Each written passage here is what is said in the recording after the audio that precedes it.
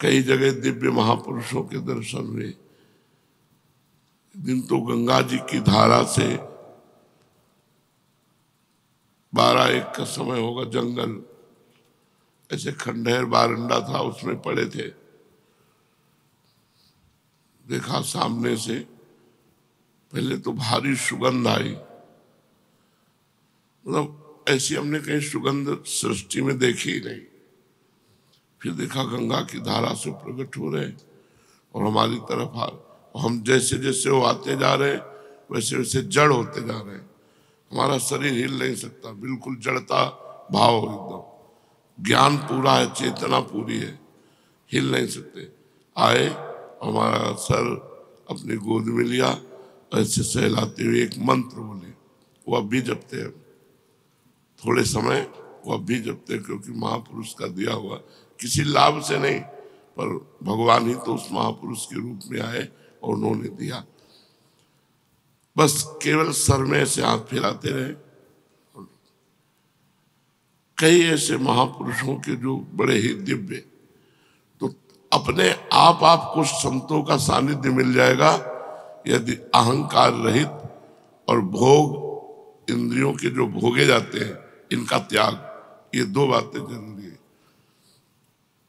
कबीरदास जी कहते हैं, चदरिया जैसी की तैसी धरि दीनी। अपनी सुधा निधि में लिखा हुआ है, धरोहर की तरह ये शरीर गंदा ना होने पाए। आप लोग बड़े भाग्यशाली हैं जो आपको वैराग्य मार्ग मिला है, कोई छोटी मोटी बात नहीं है।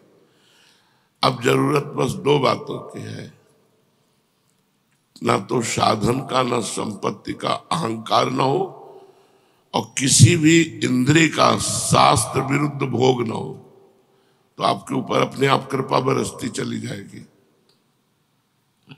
वैसे भगवान की कृपा अहेतुकी है, वो दीन पामर विषयी पुरुषों पर भी बरसती है, पर संतों की कृपा विशेष उन्हीं पर होती है।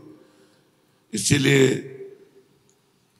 एक जगह और भागवत में लिखा हुआ है कि जो धन संपत्ति रहित दरिद्र है उस पर महापुरुषों की विशेष कृपा होती है। इसलिए भगवान ये अहंकार नष्ट कर देते हैं। हमारा कुछ है तो जब पता लगाए अंदर, तो इष्ट गुरु के सिवा कुछ नहीं हमारे पास, भगवान के सिवा कुछ नहीं, प्रियालाल के सिवा कुछ नहीं, तब विशेष कृपा प्राप्त होती है। महत्संगस्तु दुर्लभो अगम्यो अमोघश्च। निश्चित भगवत प्राप्ति हो जाएगी। दर्शन मात्र से, श्रवण मात्र से, स्पर्श मात्र से, संकल्प मात्र से कई तरह से महापुरुष भगवत प्राप्ति कराते हैं। दर्शन मात्र, एक बार दर्शन जैसे भगवान का हुआ, मायामल का नाश हो गया। एक बार आत्म साक्षात्कार का जो भाव लिए हुए महापुरुष हैं, एक बार उनका दर्शन हुआ, अब हमारे मायामल का नाश। अब धीरे धीरे हमारी उन्नति आध्यात्मिक शुरू हो जाएगी। 2 बातें यदि हम ध्यान रखें कि अपनी इंद्रियों को गलत भोगों में न जाने दें और किसी साधन का अहंकार न करें, तो बहुत जल्दी हम पर अव्यक्त महापुरुषों की कृपा होती है। भगवान का साक्षात्कार होने के पहले भगवत प्राप्त महापुरुषों का दर्शन होता है। मतलब कई ऐसे महापुरुष जिनका साक्षात्कार हुआ। 35-40 वर्ष पहले गुरु नानक साहब का गंगा के किनारे हुआ, श्री चंद जी का दर्शन हुआ, निम्बारकाचार्य भगवान का दर्शन हुआ। महाप्रभु ने तो दर्शन दे के ही हमें घसीटा, यहां से लेकर के जुगल घाट तक, कृष्ण कृपा धाम से लेकर जुगल घाट तक केवल महाप्रभु ही नेत्रों में छाए रहे। जब तक महापुरुषों का सानिध्य नहीं मिलता तब तक भगवत दर्शन का रास्ता नहीं मिलता, वही रास्ता देते हैं। तो हमें भोगों से रहित रहना है। जितने से प्राण पोषण हो जाए उतना भोजन, जितने में जीवन चल जाए उतनी नींद, नहीं अधिक से अधिक भगवान का नाम जप, तो विशेष विशेष महापुरुषों का सानिध्य मिलेगा जो भगवदानंद से भी बढ़कर है। कई संतों ने तो कहा हम वैकुंठ नहीं जाना चाहते क्योंकि वहां सत्संग नहीं मिलेगा। मृत्यु लोक में आपकी लीला कथा, आपकी गुण महिमा, आपका सत्संग मिलता है, लेकिन प्रभु वैकुंठ में ये नहीं मिले। तो मुझे लगता है मुझे बार बार जन्म दो और बार बार मैं आपकी चर्चा सुनूं, कहूं, नाम कीर्तन करूं, नाचूं गाऊं, आप में ही रमण करूं जी। सत्पुरुष दीन वत्सल होते हैं। हाँ, अर्थात जो सांसारिक संपत्ति एवं साधन से भी हीन हैं, हाँ, उन्हें भी अपनाते हैं। हाँ, ब्राह्मण, यद्यपि हम आपके शुभागमन और शुभ दर्शन से ही कृत हो गए हैं, तथापि आपसे उन धर्मों के साधनों के संबंध में प्रश्न कर रहे हैं जिनको मनुष्य श्रद्धा से सुन भर भी ले तो भी इस और से भयदायक संसार से मुक्त हो जाए। देखो, जो ये नौ योगेश्वरों का संवाद सुनाएंगे तो कह रहे श्रद्धा से सुन केवल ले। एक बार आपने श्रद्धा से सुन लिया ना तो आपका कल्याण हो जाएगा, आपका मंगल हो जाएगा। तो क्या केवल सुनने मात्र से हो जाएगा? श्रद्धा से सुन ले। श्रद्धा का मतलब होता है जो सुना वैसे उतार लिया, इसीलिए श्रद्धा शब्द है, केवल सुनना नहीं है। जो सुना उसे अपने जीवन में उतार लिया तो बोले एक बार सुनने मात्र से भगवत प्राप्ति हो जाएगी जी। पहले जन्म में मैंने मुक्ति देने वाले भगवान की आराधना तो की थी, परंतु इसलिए नहीं कि मुझे मुक्ति मिले। मेरी आराधना का उद्देश्य था कि वे मुझे पुत्र रूप से प्राप्त हों। अब देखो, वसुदेव जी महाराज को भगवान श्री कृष्ण पुत्र रूप में प्राप्त है। भगवान श्री कृष्ण मोक्षाधिपति है। इतनी मुक्ति तो सबको चाहिए, ना अपने शरीर से राग, न किसी अन्य शरीरों से राग, न किसी भोग की इच्छा, न किसी मान प्रतिष्ठा की इच्छा। अगर द्वंद्वों से मुक्ति नहीं मिली, देखो जो ज्ञानी की स्थिति वर्णन की गई है वही प्रेमी की स्थिति वर्णन की गई है। जहां हम ज्ञानी महापुरुष की स्थिति का तो बोले माना पमाना तुल्यो, तुल्य निंदात्म संस्तुति, मान अपमान में समान, निंदा स्तुति में समान। तो सेवक जी महाराज करें शत्रु मित्र समझान, मान मान अपमान सम, दुख सुख लाभ नहानि, यह जो कृपा हरिवंश की, ये मुक्ति। हम समस्त द्वंद्वों से मुक्त होंगे तभी प्रेम प्राप्त कर सकते हैं। द्वंद्वों में पिसता हुआ व्यक्ति प्रेम का अनुभव नहीं कर सकता। तो द्वंद्वैर विमुक्ता सुख दुख संगई गच्छन्त मूढ़ा पदमव्ययम तत्, वो अव्यय पद का अधिकारी होता है, वो ज्ञानी विवेकी पुरुष जो मूढ़ता रहित है जी। मेरी आराधना का उद्देश्य था कि वे मुझे पुत्र रूप में प्राप्त हों। उस समय मैं भगवान की लीला से मुक्त हो रहा था। सुब्रत, अब आप मुझे ऐसा उपदेश दीजिए जिससे मैं इस जन्म मृत्यु रूप भयावह संसार से, जिसमें दुख भी सुख का विचित्र और मोहक रूप धारण करके सामने आते हैं, अनायास ही पार हो जाऊं। श्री सुखदेव, देखो कितनी सुंदर बात है। संसार का प्रत्येक सुख जिसे तुम समझते हो वो दुख है। टोटल दुखालयम अशाश्वतम। किसी भी इंद्री का संयोग जो तुम्हें सुख लग रहा है, तुम समझते नहीं, ये भगवान की माया के प्रभाव से लग रहा है। वस्तुतः देखो, वसुदेव जी कह रहे हैं वो दुख रूप है और भगवान भी कह रहे हैं दुखालयम। तो हमें चाहिए जब हमारी इंद्रियां गलत चेष्टा, गलत मार्ग, गलत भोगों की इच्छा करें, उसी समय उनका दमन करें। इंद्रियों का दमन कैसे किया जाता है? नाम जब चल रहा है और बार बार वो हमारे अंदर इच्छा प्रकट हो रही, उस इच्छा को बार बार हटा रहे। नाम जब चल रहा, माना ही नहीं अंत तक उस इच्छा को, तो वो इच्छा नष्ट हो जाएगी। वो 10 बार 100 बार मन पेश करेगा, हमें मानना ही नहीं। एक बार की बात कैकेयी जी ने हटा दी। मंथरा से कहा अगर दोबारा बोली तो तुम्हारी जबान काट लूंगी। जैसे दोनों आंखें व्यक्ति को प्रिय होती है, ऐसे मुझे भरत और राम प्रिय है। लेकिन जब दोबारा बोली तो कैकेयी जी काट नहीं पाई और उस बात को स्वीकार कर लिया। ये मन मंथरा की तरह सलाह देता रहेगा, आपको प्रपंच में फंसाता रहेगा। आपको काटना होगा भजन बल से।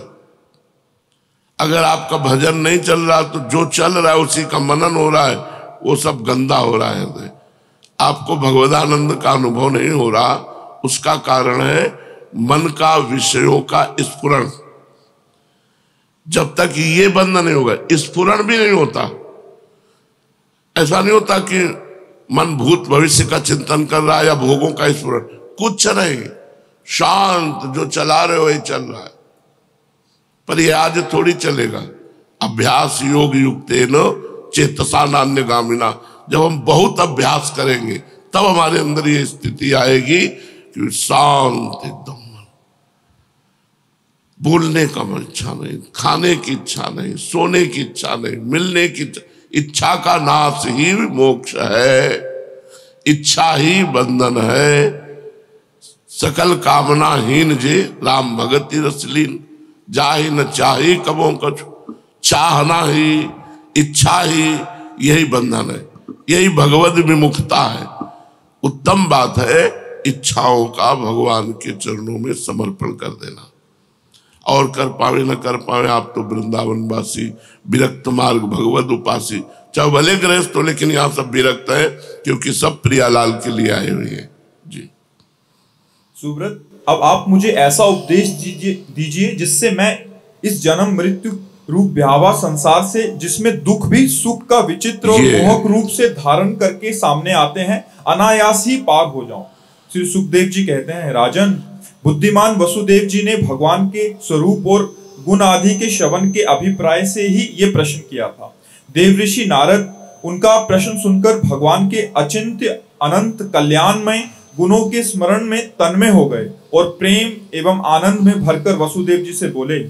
नारद जी ने कहा, यदुवंश शिरोमणे, तुम्हारा ये निश्चय बहुत ही सुंदर है, क्योंकि ये भागवत धर्म के संबंध में है, जो सारे विश्व को जीवन दान देने वाला है, पवित्र करने वाला है। वसुदेव जी, ये भागवत धर्म एक ऐसी वस्तु है जिसे कानों से सुनने, वाणी से उच्चारण करने, चित्त से स्मरण करने, हृदय से स्वीकार करने या कोई इसका पालन करने जा रहा हो तो उसका अनुमोदन करने से ही मनुष्य उसी क्षण पवित्र हो जाता है, चाहे वो भगवान का एवं सारे संसार का द्रोही ही क्यों ना हो। कितनी बड़ी बात कह दी। भगवत द्रोही भी हो, विश्व द्रोही भी हो, अगर भागवत धर्म को श्रवण कर ले और कहीं पालन कर ले तो क्या करना है। अगर पालन कर ले तो और कुछ करना नहीं, वो भगवत प्राप्त हो जाएगा। और भागवत धर्म कोई कठिन वस्तु नहीं है। भागवत धर्म किसे कहते हैं, अभी वर्णन करते हैं। जिनके गुण, लीला और नाम आदि का श्रवण तथा कीर्तन पतितों को भी पावन करने वाला है, उन्हें परम कल्याण स्वरूप मेरे आराध्य देव भगवान नारायण का तुमने आज मुझे स्मरण कराया है। वसुदेव जी, अब देखो, तो अभी तक नारद जी क्या विस्मरण में थे क्या? नवम जब हम भगवत चर्चा सुनते हैं, जब भगवान की आप कोई बात करते हैं तो ऐसा लगता है कि मुझे अब स्मृति आई, जबकि स्मृति में ही डूबे हैं। नवम जैसे कुछ लोग कहते हैं कि मंत्र जपते हुए थकान लगती है, नाम जप करते हुए थकान महसूस होती है, पाप, अभी पाप है। नहीं, तुमसे सही कहते हैं, जलन महसूस होती है कि अभी वो भजन नहीं हो रहा, हाय हाय मचता है कि फिर रात आ गई, फिर दिन आ गया, अभी वो भजन नहीं हो रहा जो होना चाहिए। रात दिन भजन करने पर भी भजन की भूख ऐसी बढ़ रही कि लगता है सब बेकार, अभी वो भजन नहीं हो रहा, अभी वो बात नहीं हो रही।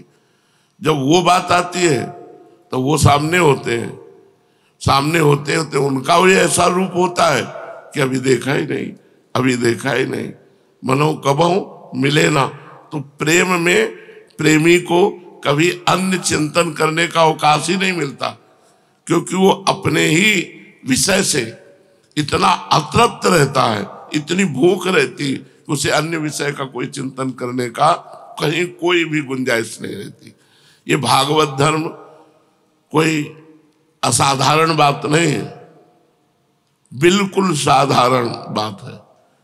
अभी बताएंगे भागवत धर्म को स्वभाव से, संस्कार से, अनेक जन्मों की आदतों से, आपके मन से, तन से, वाणी से जो कुछ भी हो रहा है वो परम पुरुष भगवान को समर्पित कर दो। इसे भागवत धर्म कहते हैं। कुछ नहीं बताया कि ये करो, जो कुछ हो रहा है वो सब भगवान। यत करोषि, गीता जी में भगवान ने कहा यत करोषि, जो कुछ कर रहे हो वो भगवद अर्पणमस्तु, राधा वल्लभ अर्पणमस्तु, कृष्णार्पणम। अरे बड़ा लाभ है इसमें। इसमें क्या निश्चित भगवत प्राप्ति। जो भी किया, घर गृहस्थी, परिवार, व्यापार, नौकरी, सब भगवद अर्पणमस्तु। वसुदेव जी, तुमने मुझसे जो प्रश्न किया है इसके संबंध में संत पुरुष एक प्राचीन इतिहास कहा करते हैं। वह इतिहास है ऋषभदेव जी के पुत्र 9 योगेश्वरों का और महात्मा विदेह का शुभ संवाद। तुम जानते ही हो कि स्वांभु मनु के एक प्रसिद्ध पुत्र थे प्रियव्रत। प्रियव्रत के आग्निद्र के नाभि के पुत्र हुए हैं ऋषभदेव जी। शास्त्रों ने उन्हें भगवान वासुदेव का अंश ही कहा है। मोक्ष धर्म का उपदेश करने के लिए उन्होंने अवतार ग्रहण किया था। उनके 100 पुत्र थे और सबके सब वेदों के पारदर्शी विद्वान थे। उनमें सबसे बड़े थे राजऋषि भरत। वे भगवान नारायण के परम प्रेमी भक्त थे। उन्हीं के नाम से ये भूमिखंड, जो पहले अजनाब वर्ष कहलाता था, भारतवर्ष कहलाया। ये भारतवर्ष भी एक अलौकिक स्थान है। अलौकिक स्थान। महाभारत में हमने पढ़ा कि इसमें जन्म होना बहुत सुकृतवानों का काम। गंगा यमुना के मध्यवर्ती देश में, भारत में भी गंगा यमुना के मध्यवर्ती क्षेत्र में वास करना या जन्म लेना ये बहुत सुकृतवानों का। भारत में ये धर्म प्रधान देश है। यहाँ भगवत प्राप्ति का मार्ग है, अन्यत्र नहीं। अन्यत्र तो भोग विलासिता और नरक स्वर्ग, बस इतनी चर्चा है। भगवत प्राप्ति या मोक्ष आदि की चर्चा नहीं। ऋषि भरत ने सारी पृथ्वी का राज्य भोग किया, परंतु अंत में इसे छोड़कर वन में चले गए। वहां उन्होंने तपस्या के द्वारा भगवान की उपासना की और 3 जन्मों में भगवान को प्राप्त हुए। भगवान ऋषभदेव जी के शेष 99 पुत्रों में 9 पुत्र तो इस भारतवर्ष के सब और स्थित 9 द्वीपों के अधिपति हुए और 81 पुत्र कर्म कांड के रचयिता ब्राह्मण हो गए।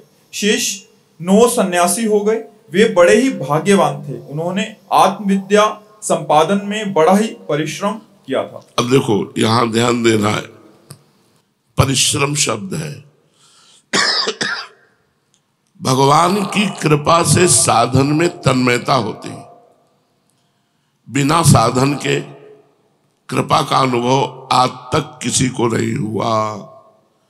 साधन का अहंकार होने पर कृपा का अनुभव किसी को नहीं होगा। साधन और कृपा, साधन में इतना परिश्रम होना चाहिए। मतलब जैसे एक व्यापारी अपने व्यापार को बढ़ाने के लिए हर समय सोचता रहता है, ऐसे एक भजनानंदी साधक अपने भजन को, अपनी साधना को, अपनी जितेंद्रियता को वो हर समय बढ़ाता रहता है। किस तरह से हमारा भजन बढ़े। बस रात्रि में सोने के लिए नहीं लेटते। जो भजनानंदी संत होते कि अब भाई हम शयन कर रहे, नहीं, मंत्राकार वृत्ति, और कब सो गए और कब चेतना उठी। जब चेतना तो मंत्र में बैठ गए। आज भी टार्च सिरा नहीं रखते, घड़ी में देखा 1 बजे। हम जितना अभ्यास बना लेते, जैसे हमारा पूर्व का अभ्यास है, तो वो अभ्यास अब भी शरीर महान कष्ट में होने पर भी वो अभ्यास मुझे चैन नहीं लेने देता। मुझे चैन नहीं लेने देता कि हम अब परे हैं। परिश्रम, देखो क्या शब्द लिखा है। उन्होंने आत्मविद्या प्राप्त करने के लिए बड़ा परिश्रम किया। भगवान परिश्रम देख के रिझते, ध्यान रखना। प्रमाद देख के, आलसी देख करके, सेवा चोर नहीं। कि काम चोर जिसे कहते कि भैया यशोदा लाला को देखा कि बड़ी उद्दंडता कर रहा है, माखन खाए तो बात अलग, पूरे आंगन में फैला रहा है, और हमने डांटा तो डर भी गया है, अब डरने से कहीं भाग न जाए, तो उखल में बांधने के लिए पहले पकड़ना जरूरी है। तो दौड़ी, वहां बहुत महिमा की बात वर्णन करते हैं। भगवान दौड़ रहे, छोटे बाल गोपाल, भैया यशोदा भारी स्थूल नितंब और शरीर भारी, नंदरानी है, पसीना पसीना हो गया, चोटी के फूल गिर रहे, लेकिन लालन हाथ में नहीं आ रहे। धीरे से ऐसे देखा लालजू ने, मैया श्रमित हो गई। ध्यान देना, लालन पकड़ में आ गए, लालजू पकड़ में आ गए। कब पकड़ में आते हैं लालजू? जब वो देख लेते हैं कि अब ये श्रमित हो गए। मतलब बहुत कठोर भजन। मुखराय में पूज्य माधव बाबा अभी विराजमान है, लकीर के फकीर, शास्त्र सिद्धांत के अनुसार बीमार हुए, इनको भेजा, जाओ कुछ सेवा। मुखराय के ब्रजवासी जो कर देंगे कर दे। कठोर नियमों का पालन करते हुए अपने भजन की सुरक्षा, भजन की वृद्धि और भगवत प्राप्ति के लिए। और ये आज से नहीं, 20 वर्ष से देख रहे हैं बाबा का एक ही नियम। मुखराय से जो रोटी आ गई, मुखराय से जो दवा व्यवस्था हो गई, प्रणाम करो आप, तुमको बुरा लगेगा। मान, कीर्ति, ये सब जहर है जो लिखा है, महापुरुषों ने वैसा प्रयोग करके दिखाया है। हमारे को एक अवसर में दिया है भगवान ने, सच्ची मानिए, पर माया भजन नहीं करने देती, प्रपंच में लगा करके उस समय को नष्ट करती है। उसका काम है ऐसी बात डाल देना आपकी खोपड़ी खराब हो जाए, ऐसा कोई क्रिया बन जाना जिससे आप पश्चाताप में जले, वो यही करती रहती। भजन कब होता है? आनंद की उमगन आ रही, मंत्र चल रहा, नाम चल रहा है, आंसू बह रहे, भगवान की झांकी आ रही, एकांत में लोटपोट हो, ये भजन है। ये कब? बोले अध्यात्म विद्या में बड़ा परिश्रम किया, बड़ा परिश्रम। 2-3 घंटे रात्रि में सो लिया, 1 घंटे दिन में सो लिया, थोड़ा थोड़ा प्यार, राधा वल्लभ श्री राधा वल्लभ। अभी आप देखो चमत्कार ना होने लगे तो बताना, अंदर ही अंदर आपके ज्ञान, विज्ञान, भक्ति सब कुछ बढ़ने लगेगा। अब जब भजन नहीं है, देखो शरीर सेवा से शरीर पवित्र होता है। हमारी बात को अन्यथा मत ले जाना कि तो शरीर सेवा, जो हमारी शरीर शुद्धि है वो सेवा से होती, लेकिन मन शुद्धि सुमिरन से होती। शरीर पवित्र है और मन अपवित्र है तो गंदे विचार फेंकता रहेगा अंदर। मन को पवित्र करने के लिए सुमिरन अत्यंत आवश्यक है। यदि सुमिरन नहीं तो मतलब फिर बात बनी नहीं। जैसे कोई भी पंछी आकाश में उड़ेगा तो 2 पंखों से उड़ेगा, ऐसे सेवा और सुमिरन ये हमारे पंख हैं जिनके द्वारा हम भगवत प्राप्ति करते हैं। केवल सुमिरन में बैठे रहे तो शरीर निर्वाह नहीं होगा। बड़े बड़े सिद्धों को भी हमने देखा है हाथ पैर हिलाते हुए। तो हम शरीर से सेवा और मन से निरंतर भजन और भोगों का संपूर्ण त्याग, यही परिश्रम है। बोले बड़े परिश्रम से अध्यात्म विद्या प्राप्त की। तो जब तक हम आलसी, प्रमादी, भोगी, तो फिर भगवान के मार्ग के पथिक कैसे बनेंगे? हमको चाहिए बिल्कुल जान की बाजी लगा दे, जीवित मर जाए उलट आप में समाए, यह दिलगिरी है। जिंदा मर जाना, जैसे मरे हुए पुरुष में इच्छा नहीं होती, ऐसे जीवित हमारे अंदर कोई इच्छा नहीं, एकमात्र भगवान के भजन की इच्छा। हम आपसे हृदय की बात कहते हैं कि भगवान के मिलन की चाह से भी बढ़कर बात है भगवान के निरंतर भजन की चाह। महापुरुषों से जो पकड़ा गया, भगवान से भी प्रिय बात है भगवान का नाम प्रिय लगना, और भगवान के मिलन से भी बढ़कर बात है भगवान का निरंतर भजन की चाह होना। भजन, ये हम महापुरुषों की बातें बता रहे हैं। अपने को लगता है यार भगवत प्राप्ति हो जाए, झंझट खत्म हो जाए, काम करो तो लोग मुंह मन। भगवत प्राप्ति अक्रूर जी को हुई, उसे मंतक मणि लेकर के चले गए काशी, भगवान से दूर। खास भगवत प्राप्ति तो है ही है, लेकिन अगर भजन नहीं है तो भगवत प्राप्ति का रंग नहीं आएगा। जिसको भगवत प्राप्ति हुई भजनानंदी और भजन में डूबा, भगवान की दिव्य लीला है, और भजन में डूबा भाव देह से भगवान की दिव्य लीलाओं में, और भजन में डूबा प्रिया प्रीतम उनके अधीन हो गए। जैसा वो चाह रहे वैसे प्रिया प्रीतम खेल रहे। तो परिश्रम शब्द आया है कि उन्होंने अध्यात्म विद्या के लिए बड़ा परिश्रम किया। आप ये सुबह से उठकर शौच स्नान आदि क्रिया, ये सब भजन है, क्योंकि हम प्रभु के लिए कर रहे हैं। तो हमें चाहिए आलस्य और प्रमाद छू न जाए, और खान पान से थोड़ा उदासीन रहे। भजन सरस, भोजन जिसका नीरस, पक्की बात समझ लो। और जिसका भोजन सरस उसका भजन नीरस। परिश्रम शब्द है, अगर आप साधना में परिश्रम नहीं करेंगे तो प्रमाद स्थिति आपके अंदर रहेगी, शरणागत स्थिति नहीं। ध्यान रखना, एक शरणागति के बहाने प्रमाद को पुष्ट करते रहते हैं। काहू के बल भजन को, काहू के आचार, व्यास भरोसे कुंवर के, सोवत पांव पसार। ये दोहा किस कोटि का भरोसा है वह अभी नहीं।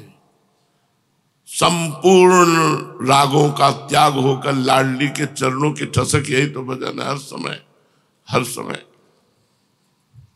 तो हमें प्रमाद स्थिति नहीं धारण करनी, हमें परिश्रम करना, पसीना चुहाना है भजन में। डट कर बार बार मन हटता है, बार बार नाम जप कर हृदय जलता है, हम उसे सहेंगे। काम क्रोध जला रहे हम उसे सहेंगे, हम भूख प्यास सहेंगे, हम रात में जगेंगे, डट के भजन करेंगे, और इसी जन्म में प्रियालाल को प्राप्त होंगे। जी। शेष 9 सन्यासी हो गए। वे बड़े ही भाग्यवान थे। उन्होंने आत्मविद्या के संपादन में बड़ा ही परिश्रम किया था, और वास्तव में वे उनमें बड़े निपुण भी थे। वे प्रायः दिगंबर रहते थे और अधिकारियों को परमार्थ वस्तु का उपदेश किया करते थे। उनके नाम थे कवि, हरि, अंतरिक्ष, प्रबुद्ध, पिपलायन, आबिर्होत, द्रुमिल, चमस, करभाजन जी। वे इस कार्य कारण और व्यक्त अव्यक्त भगवत स्वरूप जगत को अपने आत्मा से अभिन्न अनुभव करते हुए पृथ्वी पर स्वच्छंद विचरण करते थे। उनके लिए कहीं भी रोक टोक ना थी, वे जहां चाहते चले जाते।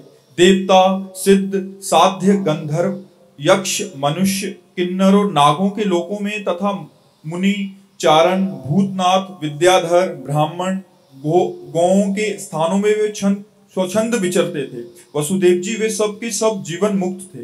एक बार की बात है, इस अजनाब भारत वर्ष में विदेहराज महात्मा निमि बड़े बड़े ऋषियों के द्वारा एक महान यज्ञ करा रहे थे।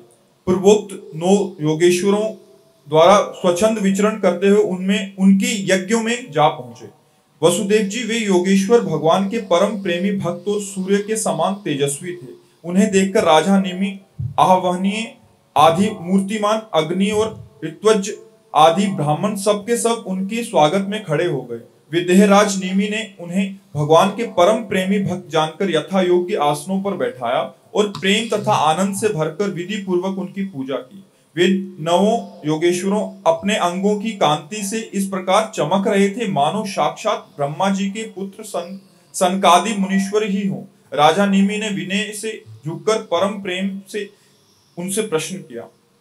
विदेहराज निमि जी से कहते हैं, भगवान, मैं ऐसा समझता हूं कि आप लोग मधुसूदन भगवान के पार्षद ही हैं, क्योंकि भगवान के पार्षद संसारी प्राणियों को पवित्र करने के लिए विचरण किया करते हैं। जीवों के लिए मनुष्य शरीर का प्राप्त होना दुर्लभ है। यदि ये प्राप्त भी हो जाता है तो प्रतिक्षण मृत्यु का भय सिर पर सवार रहता है, क्योंकि ये संभंगुर है। इसलिए अनिश्चित मनुष्य जीवन में भगवान के प्यारे और उनके प्यार करने वाले भक्तजनों का, संत जनों का दर्शन तो दुर्लभ ही है। इसलिए त्रिलोक पावन महात्माओं, हम आप लोगों से ये प्रश्न करते हैं कि परम कल्याण स्वरूप क्या है और उसका साधन क्या है। इस संसार में आधे क्षण का दो बातें पूछी, परम कल्याण का स्वरूप क्या है और उसका साधन क्या है। परम कल्याण मतलब भगवत प्राप्ति, उसका स्वरूप क्या है और उसका साधन क्या है। इस संसार में आधे क्षण का सत्संग भी मनुष्यों के लिए परम निधि है। योगेश, आधे क्षण का भी सत्संग परम निधि। ये सत्संग मिलना मतलब भगवान की विशुद्ध कृपा से सत्संग मिले, मतलब विशुद्ध कृपा। जब द्रवई दीन दयालु राघव तो साधु संगति पाइए, बैठ करके भगवत चर्चा होना बहुत बड़ी यज्ञ है, ये बहुत बड़ा कार्य है। इससे निश्चित मन की मन, आप लोग आए भी इसी से तो हो, सत्संग के प्रभाव से ही तो संसार का त्याग करके वृंदावनवासी भगवत उपासी बने हो। जी योगेश्वरों, यदि हम सुनने के अधिकारी हों तो आप कृपा करके भागवत धर्म का उपदेश कीजिए, क्योंकि उनसे जन्मादि विकार से रहित एक रस भगवान श्री कृष्ण प्रसन्न होते हैं और उन धर्मों का पालन करने वाले शरणागत भक्तों को अपने आप तक का दान कर देते हैं। देवऋषि नारद जी ने कहा, वसुदेव जी, जब राजा निमि ने उन भगवत प्रेमी संतों से ये प्रश्न किया तब उन लोगों ने बड़े प्रेम से उनका और उनके प्रश्नों का सम्मान किया और सदस्य तथा ऋत्विज के साथ बैठे हुए राजा निमि से बोले। पहले उन 9 योगेश्वरों में से कवि जी ने कहा, राजन, भक्तजनों के हृदय से कभी दूर न होने वाले अच्युत भगवान के चरणों की नित्य निरंतर उपासना ही इस संसार में परम कल्याण, आत्मिक क्षेम है और सर्वथा भय शून्य है। हाँ, परम कल्याण क्या है?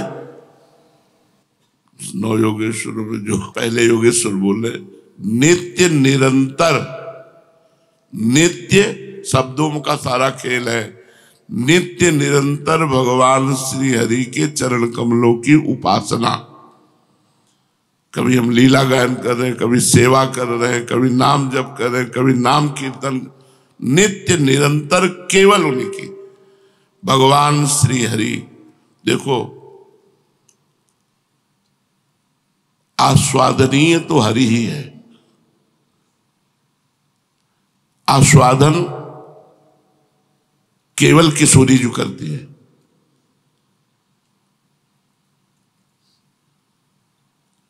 आस्वादन केवल किशोरी जो करते हैं श्री कृष्ण का, दूसरे की सामर्थ्य नहीं। अगर कोई आस्वादन कर पाया तो किशोरी जी की कृपा से श्री कृष्ण का आस्वादन कर पाया।